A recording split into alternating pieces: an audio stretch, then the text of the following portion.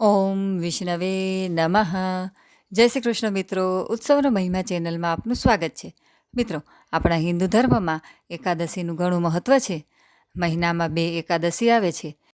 એમ વર્ષમાં કુલ 24 એકાદશી આવે છે. દરેક એકાદશી પોતાનું અલગ અલગ મહત્ત્વ ધરાવે છે. એમ માનવામાં આવે છે કે જે સાચા મનથી એકાદશીનું વ્રત કરે છે તેને અવશ્ય મોક્ષની પ્રાપ્તિ થાય છે અને મૃત્યુ બાદ વૈકુંઠ સ્થાન મળે છે. પોષ માસમાં વદ પક્ષમાં આવતી એકાદશીને ષટતિલા એકાદશી કહેવામાં આવે છે. આ વર્ષે ષટતિલા એકાદશી 6 ફેબ્રુઆરીએ મંગળવારે આવે છે.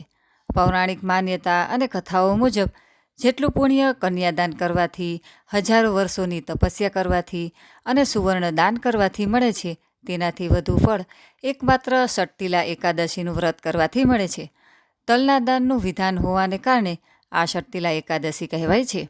મિત્રો, ષટતિલા એકાદશીની તિથિની શરૂઆત 5 ફેબ્રુઆરીએ સાંજે 5:24 થશે, જ્યારે તેની સમાપ્તિ 6 જાન્યુઆરીએ સાંજે 4:07 થશે.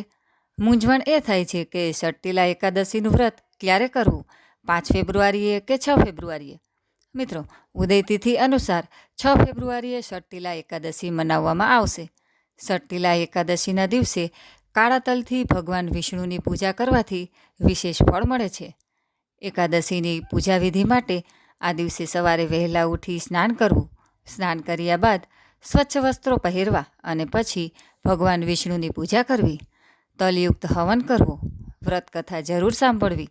આખો દિવસ ઉપવાસ કરીને નારાયણનું ધ્યાન કરવું. તુલસી પાસે ઘીનો દીવો પ્રગટાવવો. સાંજે સૂર્યાસ્ત સમયે એકવાર ફરી જ્યોત પ્રગટાવીને પૂજા કરવી. બીજા દિવસે સવારે સ્નાન કરીને પૂજા કર્યા પછી વ્રતના પારણા કરવા. ષટતિલા એકાદશીના દિવસે તલનું દાન કરવું અને કાલીની પૂજા કરવાનું પણ પ્રચલન છે. ષટતિલા એકાદશી વ્રત રાખવાથી જાણીએ અજાણીએ જે પણ પાપ થયા હોય તે દૂર થાય છે. સંતાનની ઉન્નતિ માટે, પાપોના નાશ માટે તેમજ જીવનમાં ભક્તિ માર્ગ પર ચાલવા માટે આ વ્રત ખૂબ મહત્ત્વપૂર્ણ છે. તેમજ આ વ્રત કરવાથી ભક્તો ઉપર ભગવાન વિષ્ણુની કૃપા સદાય બની રહે છે.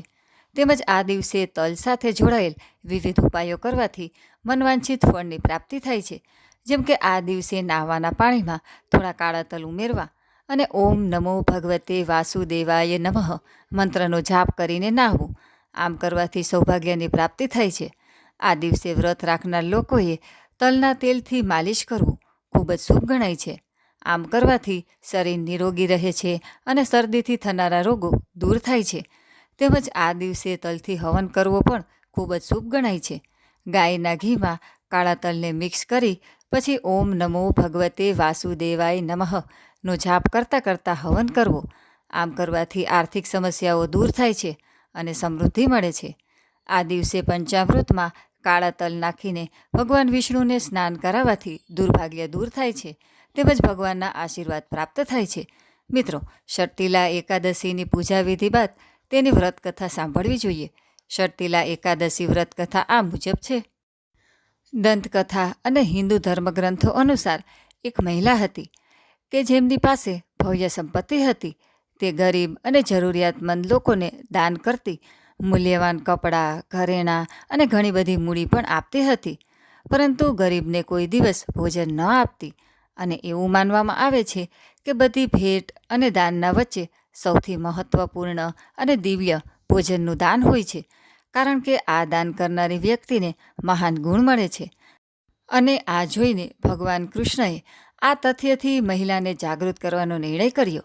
ભગવાન કૃષ્ણએ મહિલાના સામે ભિખારીના રૂપમાં પ્રગટ થયા અને ભોજન માંગ્યું. જેવી અપેક્ષા હતી તેમ તેમણે દાનમાં ભોજન આપવાની મનાઈ કરી દીધી અને તેને ત્યાંથી નીકાળી દીધા.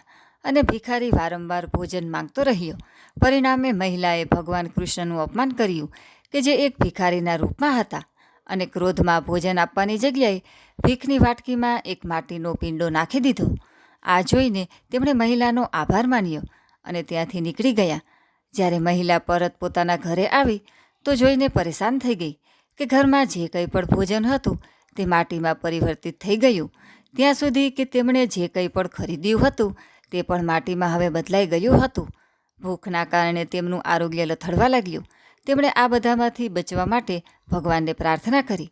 મહિલાની વિનંતી સાંભળી ભગવાન કૃષ્ણ તેમના સપનામાં પ્રગટ થયા. તેમને તે દિવસ યાદ અપાવ્યો કે જ્યારે તેમણે તે ભિખારીને ભગાડી દીધો હતો અને જે પ્રકારથી તેમણે ભિખારીના કટોરામાં ભોજનની જગ્યાએ માટી નાખીને તેનું અપમાન કર્યું હતું. ભગવાન કૃષ્ણે તેમને સમજાવ્યા કે આ પ્રકારના કામ કરવાથી તેમણે પોતાના દુર્ભાગ્યને આમંત્રિત કર્યું છે અને આ જ કારણ આવી પરિસ્થિતિઓ બની રહી છે.